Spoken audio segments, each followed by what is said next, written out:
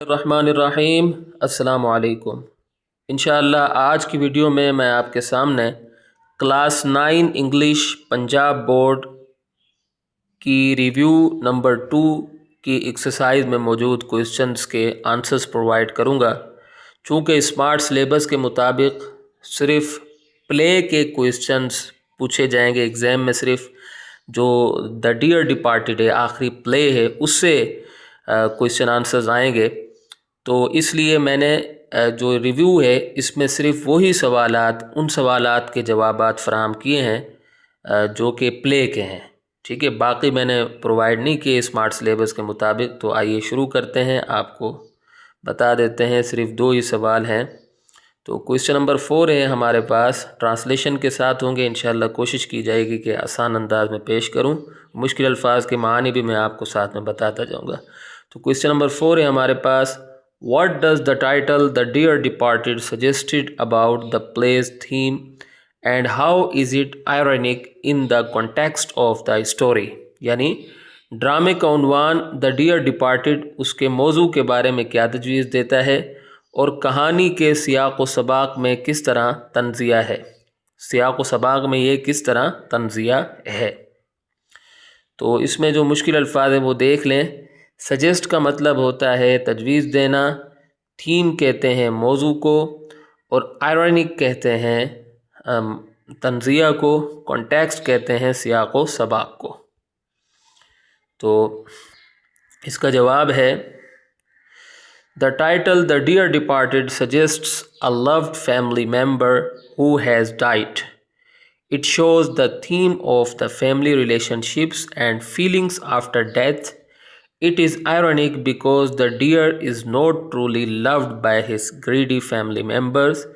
He is actually alive and has not departed. ٹھیک ہے، تو اس کا جو ٹرانسلیشن ہے، اس کی ٹرانسلیشن کچھ یوں ہے کہ عنوان The Dear Departed خاندان کے ایک ایسے رکن کی طرف اشارہ کرتا ہے جو وفات پا چکا ہے۔ یہ موت کے بعد خاندانی تعلقات اور احساسات کا موضوع ظاہر کرتا ہے۔ یہ عنوان تنزیہ ہے کیونکہ پیارے سے اس کے لالچی خاندان کے ممبران کی طرف سے محبت نہیں کی جاتی، وہ اصل میں زندہ ہیں اور رخصت نہیں ہوئے ہیں۔ ٹھیک ہے، تو یہاں میں نے لکھا وفات پا چکا ہے، تو آپ اس کو وفات پا چکے ہیں کر دیں، ٹھیک ہے۔ یہاں جمع کا صیغہ ہے تو یہاں بھی جمع کا صیغہ استعمال کر دیں، ٹھیک ہے۔ تو آئیے مشکل الفاظ دیکھ لیتے ہیں اس کے اندر۔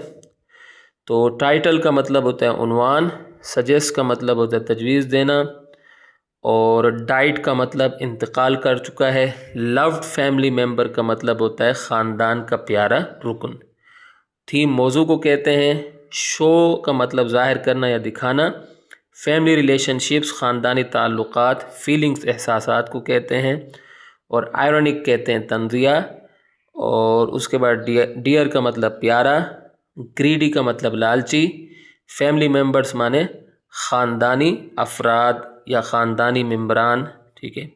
ایکچولی مطلب اصل میں، الائیو مطلب زندہ، اور ڈپارٹڈ مطلب رخصت ہوا، ڈپارٹ مطلب رخصت ہونا۔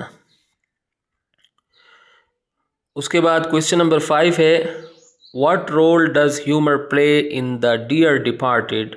How does Houghton use humor to convey serious themes like family conflict and hypocrisy؟ یعنی اس کا ترجمہ کچھ یوں ہے کہ ڈرامے The Dear Departed میں مزاح کیا کردار ادا کرتا ہے؟ ہاؤٹن خاندانی جھگڑے اور منافقت جیسے سنجیدہ موضوعات قارئین تک پہنچانے کے لیے کس طرح مزاح کا استعمال کرتے ہیں۔ تو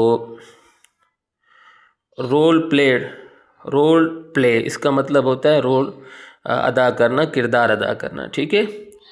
اور اس کے بعد ہیومر کہتے ہیں مزاح کو، اور اس کے بعد ہے کنوے کا مطلب ہوتا ہے پہنچانا، سیریس تھیمز کا مطلب ہوگا سنجیدہ موضوعات، فیملی کانفلکٹ کا مطلب خاندانی جھگڑا یا خاندانی تنازع یا خاندانی تصادم، اور ہپوکریسی کہتے ہیں منافقت کو۔ اس کا آنسر کچھ یوں ہوگا کہ the play uses humor to show family greed and conflict. It highlights the sisters' quarrel over their father's belongings. Humor exposes their hypocrisy as they pretend to be sad while thinking about property. In this way, Houghton uses humor to present serious themes like selfishness and family conflict. تو یہ drama خاندانی لالچ اور تصادم دکھانے کے لیے مزاح کا استعمال کرتا ہے. یہ والد کے سامان پر بہنوں کے جھگڑے کو اجاگر کرتا ہے. مزاح ان کی منافقت کو بے نقاب کرتا ہے کیونکہ وہ جائیداد کے بارے میں سوچتے ہوئے اداس ہونے کا دکھاوا کرتی ہیں. اس طرح ہاؤٹن خود غرضی اور خاندانی جھگڑے جیسے سنجیدہ موضوعات پیش کرنے کے لیے مزاح کا استعمال کرتے ہیں. اچھا جی، اب اس میں جو مشکل الفاظ ہیں وہ دیکھ لیں. ہیومر کہتے ہیں مزاح کو. فیملی گریڈ یعنی خاندانی لالچ. کانفلکٹ تصادم جھگڑا تنازع. ہائی لائٹ کا مطلب ہوگا اجاگر کرنا. کورل کہتے ہیں جھگڑے کو. بلونگنگس کہتے ہیں سامان کو. ایکسپوز کا مطلب بے نقاب کرنا دکھانا. اور ہپوکریسی کہتے ہیں منافقت کو. پریٹینڈ کہتے ہیں دکھاوا کرنا. سیڈ یعنی اداس. اور تھنکنگ کا مطلب سوچنا. پراپرٹی جائیداد کو کہتے ہیں. اور پریزنٹ کا مطلب پیش کرنا. سیریس تھیمز مطلب سنجیدہ موضوعات. سیلفشنس کہتے ہیں خود غرضی کو. فیملی کانفلکٹ کہتے ہیں خاندانی تنازع کو یا خاندانی تصادم یا خاندانی جھگڑے کو. تو یہی 2 سوال ہیں، یہی آئیں گے پیپرز میں جو انگلش کا پیپر ہوگا اسمارٹ سلیبس کے مطابق. تو اس لیے یہی 2 سوالات ریویو ایکسرسائز سے پیش کیے گئے ہیں.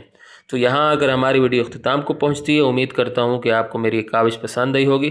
اگلی ویڈیو تک کے لیے مجھے اجازت دیں.